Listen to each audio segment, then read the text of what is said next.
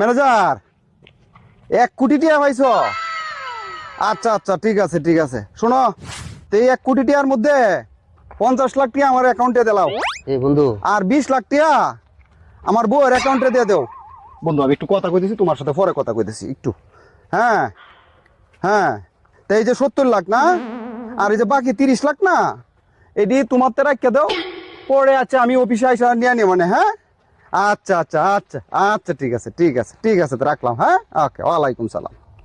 বন্ধু কি রে বন্ধু, এত কিছু করে লাইছ। একটু আগে তোরা রাস্তার মধ্যে ডাকলাম একটা চা খাওয়াইতে, একটা চা খাওয়াইতালি না আমার, তুই ধরে আয় পড়ছ। ওই এত এত টিয়া মানুষের এমনি দিতেছ, সেমনি দিতেছ, কেমনে কি করলি? আরে বন্ধু, বিষয়টা এইরকম না। শুনো, এটা গপ করলাম আরে, বুঝছো? গপ করলে মনে শান্তি লাগে, শান্তি লাগে। পরেটা তো আসলে? টিয়া নাই। হ্যাঁ বন্ধু, তুমি একটু গপ করে দেখো, দেখো যদি ভালো না লাগে পরে কইও আমার। আসলে ভালো লাগে। হ্যাঁ বন্ধু, মোবাইলটা দাও, লইয়া ফোন দেও। তোরটাই দিয়ে দিহি। আমারটা দিয়ে কথা কইবা? দিহি। আচ্ছা আচ্ছা।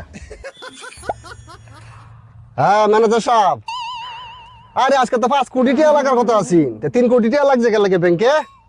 আচ্ছা সমস্যা নাই, এনতে 1 কোটি টাকা মাস উদ্রে যা দিস, মাস তোর কাছে আওলাদ চাইছি।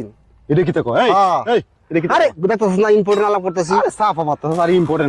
আর 2 কোটি টাকার মধ্যে 1 কোটি টাকা তোর ভাবির অ্যাকাউন্টে ভরা আছে, আর বাকিটা লয়ে তুই আমাদের রায় পর। আচ্ছা, কেমন লাগছে বন্ধু? বন্ধু সে লাগে রে, তাই না? খুব মজা লাগে, মনে কিন্তু শান্তি লাগে। শান্তি লাগতেছে, বড় লোক হয়ে গেছি।